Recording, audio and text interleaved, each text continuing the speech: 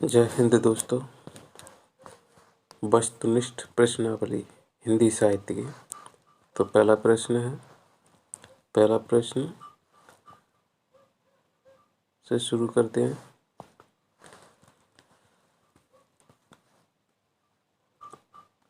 हिंदी साहित्य के इतिहास लेखन का सबसे पहला प्रयास किसने किया था?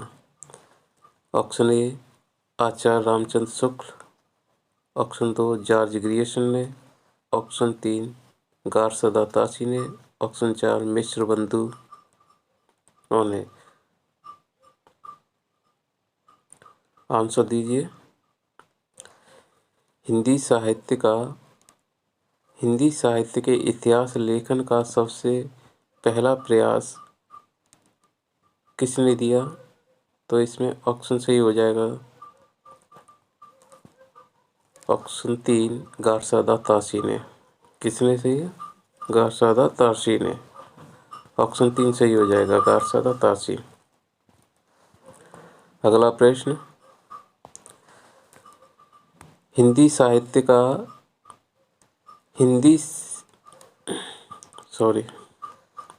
भाई दोस्तों, साहित्य का इतिहास जनता की चित्तवृत्ति का इतिहास है, यह कथन किसका है? Option A Acharya Mahavir Prasad Dwivedi, option 2 Ganpati Chandra Gupt, option 3 doctor Ram Kumar Verma, option 4 Acharya Ramchandra Shukla. Answer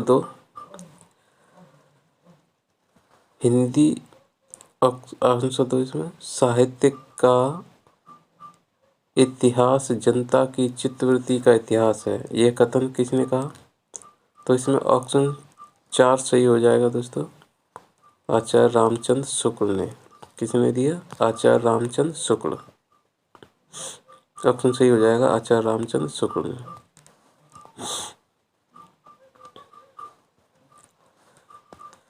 अगला प्रश्न, निम्नलिखित में से कौन सी रचना हिंदी साहित्य के इतिहास से संबंधित है? ऑप्शन ए हिंदी साहित्य का उद्भव और विकास, ऑप्शन 2 शिव सिंह सरोज, ऑप्शन 3 उपयुक्त दोनों, ऑप्शन 4 केवल एक।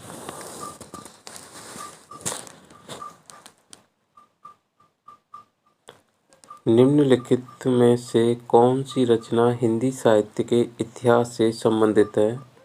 तो इसमें ऑप्शन ए हिंदी साहित्य का उद्भव और विकास, ये सही हो जाएगा। Option B Shiv Singh Saroj, option 3 सही हो जाएगा उपयुक्त दोनों सही हो जाएगा दोस्तों। आगे बढ़ते हैं।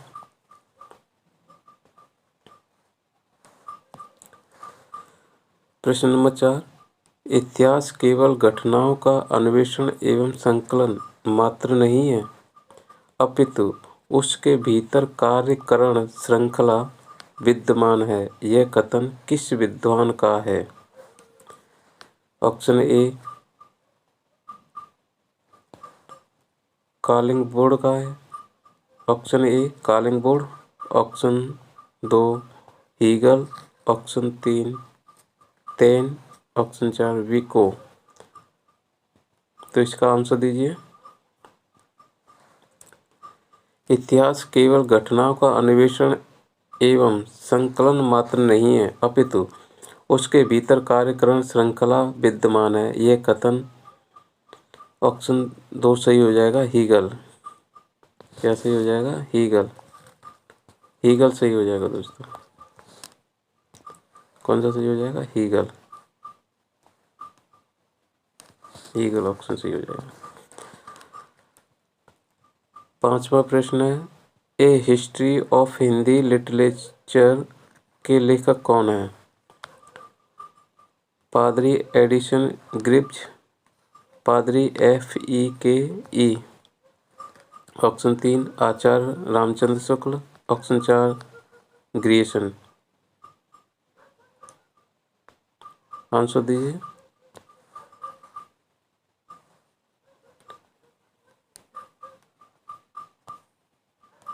आंसर दो भाई।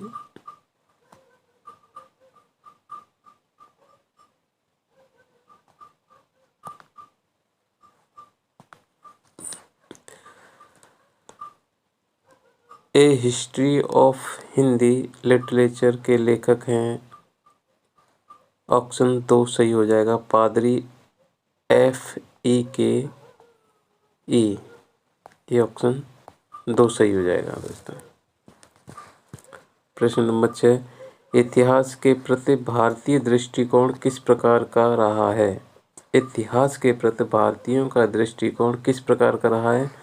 ऑप्शन ए सत्यवादी, ऑप्शन दो मिथ्यावादी, ऑप्शन तीन वस्तुपरक, ऑप्शन चार आदर्श मूलक। कौन सा सही हो जाएगा? आंसर दो। इतिहास के प्रति भारतीय दृष्टिकोण किस प्रकार का रहा है? तो इसका ऑप्शन चार सही हो जाएगा, आदर्श मूलक।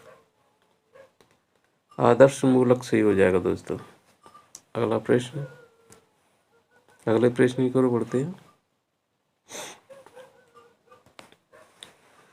प्रश्न नंबर 7, समालोचना निबंध पत्रकारिता के संपादक कौन है? ऑप्शन ए संपादक डॉक्टर नगेंद्र, ऑप्शन दो संपादक डॉक्टर राजबली, ऑप्शन तीन संपादक लक्ष्मी नारायण सुधांशु, ऑप्शन चार डॉक्टर अंचल। आंसर दो। समालोचन निबंध पत्रकारिता के संपादक हैं, ऑप्शन तीन सही हो जाएगा, इसका संपादक है लक्ष्मी नारायण सुधांशु। लक्ष्मी नारायण सुधांशु हो जाएंगे इसका ऑप्शन सही। आगे बढ़ते हैं। प्रश्न नंबर 8, हिंदी साहित्य के इतिहास को कालक्रम के अनुसार विभाजित करने वाले लेखक हैं।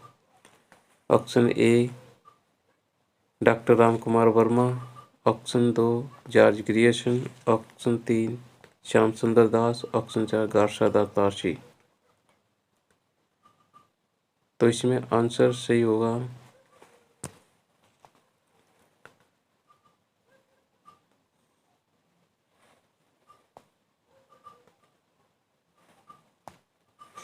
हिंदी साहित्य के इतिहास को कालक्रम के अनुसार विभाजित करने वाले लेखक हैं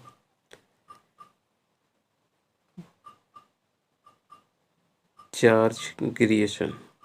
ऑप्शन दो सही हो जाएगा, जॉर्ज ग्रियर्सन। जॉर्ज ग्रियर्सन सही हो जाएगा। अगला प्रश्न है 9, आचार्य रामचंद्र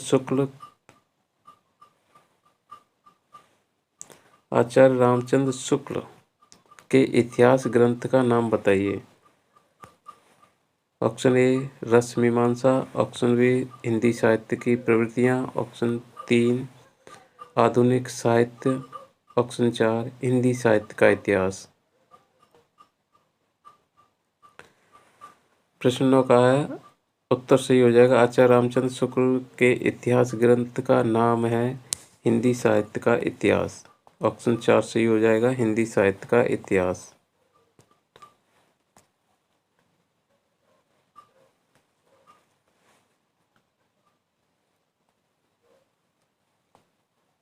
आइए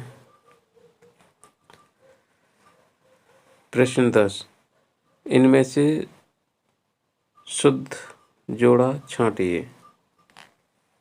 हिंदी साहित्य का वैज्ञानिक इतिहास, क्या इनने लिखा डॉक्टर गणपति चंद्र गुप्त ने? क्या ये सही है? ऑप्शन बी हिंदी काव्य धारा राहुल शाह कात्यायन ने, क्या ये सही है? ऑप्शन डी हिंदी साहित्य का अतीत नलिन बिलोचन शर्मा, ये सही है? ऑप्शन चार हिंदी भाषा और साहित्य श्याम सुंदर दास। इसमें से कौन सा ऑप्शन गलत है? तो इसमें से हिंदी साहित्य का इतिहास, हिंदी साहित्य का वैज्ञानिक इतिहास गणपति चंद्र गुप्त ने, ये सही है।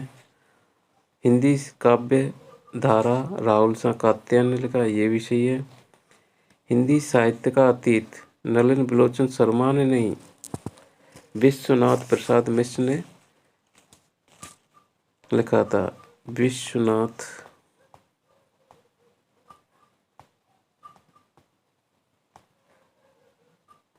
प्रसाद, चलो इसको दिखा देते हैं। ये विश्वनाथ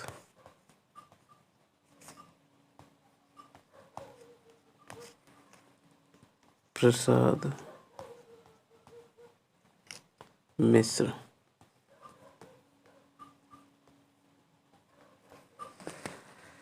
विश्वनाथ प्रसाद मिश्र ने।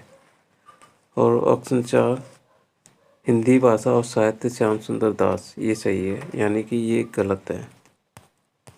हिंदी साहित्य का अतीत नलिन बिलोचन शर्मा ने नहीं बल्कि विश्वनाथ प्रसाद मिश्र ने लिखा था। अब आगे बढ़ते हैं दोस्तों।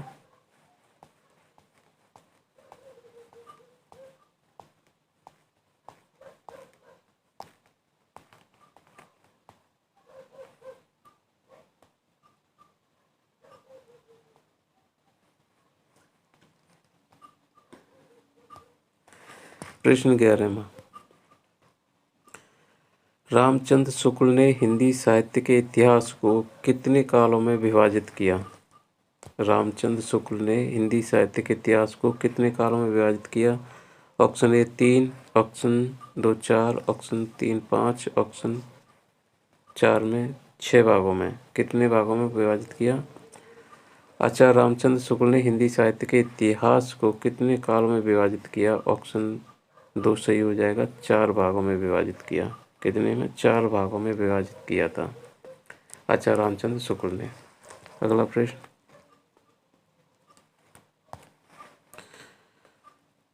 हिंदी साहित्य के सर्वप्रथम इतिहास ग्रंथ का रचना काल क्या है? हिंदी साहित्य के सर्वप्रथम इतिहास ग्रंथ के रचना काल हैं। ऑप्शन ए 1883 ईस्वी, ऑप्शन 2 1750 ईस्वी, ऑप्शन 3 1839 ईस्वी, ऑप्शन 4 1829 ईस्वी। तो इसमें से कौन सा सही होगा? हिंदी साहित्य के सर्वप्रथम इतिहास ग्रंथ का रचना काल है 1839 ईस्वी। 1839 ईस्वी, ऑप्शन 3 सही हो जाएगा। अगला प्रश्न, वीरगाथा काल को किस विद्वान ने आदिकाल का नाम दिया? Option A Hazari Prasad Dwivedi, option 2 Ramchandra Shukla, option 3 Ram Kumar Verma, option 4 Shyam सुंदर दास। तो इसका आंसर दो। वीर गाथा काल को किस विद्वान ने आदिकाल का नाम दिया?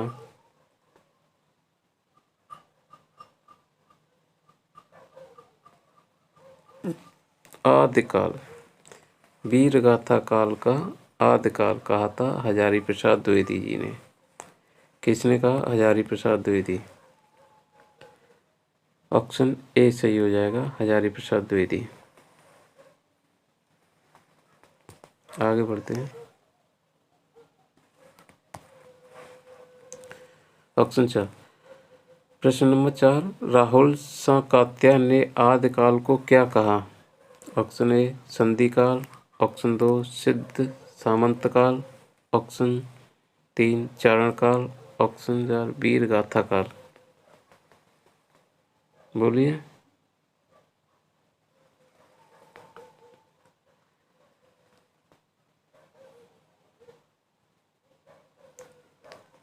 राहुल साकात्यायन ने आदिकाल को क्या नाम दिया?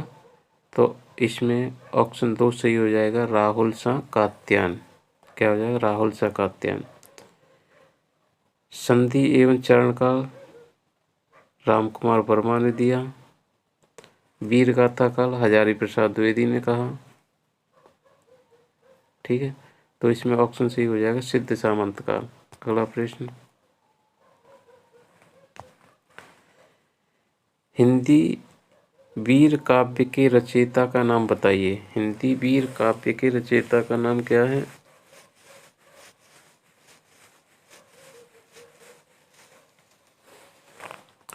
Option A Ramvilas Sharma, option 2 Acharya Chatursen, option 3 doctor Nagendra, option 4 Tikam Singh.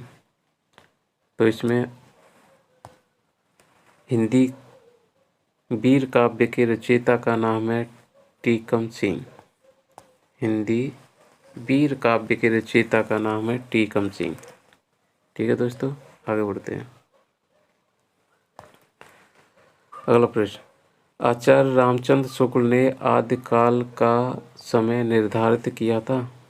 Option A एक विक्रम संवत 1050 से विक्रम संवत 1375, ऑप्शन 2 750 विक्रम संवत से 1150 विक्रम संवत तक, ऑप्शन 3 1000 विक्रम संवत से 1200 विक्रम संवत तक, ऑप्शन 4 1050 विक्रम संवत से 1250 विक्रम संवत तक।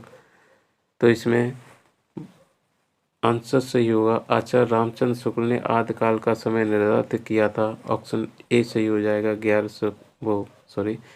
1050 से 1375 विक्रम संवत तक। 1050 से 1375 विक्रम संवत तक। अगला प्रश्न, किस लेखक ने आदिकाल को संधि काल और चारण काल नाम से अभिहित किया था? रामचंद्र शुक्ल, रामकुमार वर्मा, आचार्य हजारी प्रसाद द्विवेदी, डॉक्टर धीरेन्द्र वर्मा।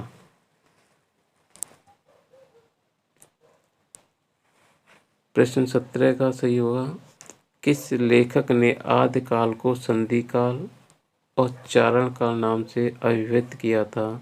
वो हैं कौन? रामकुमार वर्मा। ऑप्शन 2 सही हो जाएगा, रामकुमार वर्मा। अगला प्रश्न, प्रश्न 18, उस ग्रंथ का नाम बताइए जिसमें लगभग 5000 कवियों का विवरण संकलित है।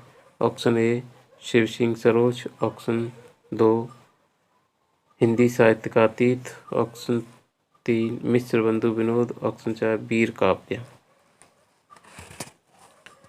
तो इसमें क्या होगा, उस ग्रंथ का नाम बताइए जिसमें लगभग 5000 कवियों का विवरण संकलित है। तो इसमें सही हो जाएगा मिश्र बंधु विनोद। क्या होगा, मिश्र बंधु विनोद में 5000 कवियों का विवरण संकलित है। अगला, हिंदी साहित्य के इतिहास को अपभ्रंश काल नाम किसने दिया? डॉक्टर धीरेन्द्र वर्मा ने, चंद्रधर शर्मा गुलेरी ने, उपरोक्त दोनों ने। सही है। हिंदी साहित्य के इतिहास को अपभ्रंश काल नाम दिया था डॉक्टर धीरेन्द्र वर्मा और चंद्रधर शर्मा गुलेरी, यानी ऑप्शन 3 सही हो जाएगा, उपरोक्त दोनों। ऑप्शन 3 सही हो जाएगा, उपरोक्त दोनों, यानी डॉक्टर धीरेन्द्र वर्मा और चंद्रधर शर्मा गुलेरी ने लिखा था हिंदी साहित्य के इतिहास को अपभ्रंश काल नाम दिया था, कहा था। ठीक है। अगला प्रश्न, नागरी पिछाड़ी सभा द्वारा प्रकाशित हिंदी साहित्य के बृहत इतिहास के कुल कितने खंड हैं?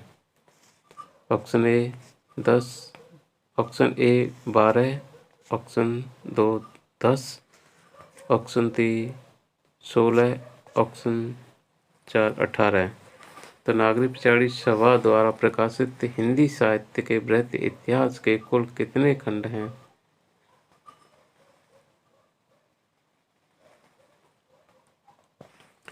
18 खंडों में विभाजित किया है। कितने में? 18। नागरी पिछाड़ी सभा द्वारा प्रकाशित हिंदी साहित्य का बृहद इतिहास के कुल कितने खंड हैं? 18। ठीक है। अगला प्रश्न, 21वां प्रश्न, हिंदी साहित्य के वीर गाथा काल के लिए आदिकाल नामकरण के अधिक तर्कयुक्त है क्योंकि? ऑप्शन ए, आदिकाल में हुई सभी काव्य विशेषताएं जिसका विकास भक्ति काल एवं रीति काल में हुआ। ऑप्शन 2, वीर गाथा काल अप्रमाणिक काल है। ऑप्शन 3, यह नाम सभी कवियों में सुंदर है। ऑप्शन 4, आदिकाल में प्राचीनता झलकती है। तो प्रश्न 21 का हिंदी साहित्य के वीर गाथा काल के लिए आदिकाल नामकरण आदि तर्कयुक्त है क्योंकि ऑप्शन ए सही हो जाएगा। ऑप्शन 1 सही होगा। आदिकाल में वे सभी काव्य विशेषता हैं जिसका विकास भक्ति काल एवं रीति काल में हुआ। ठीक है दोस्तों, ये सेक्शन कैसा लगा कमेंट करके बताइए, जो कि नए नए वीडियो आपके लिए बना के ला सकें। जय हिंद दोस्तों।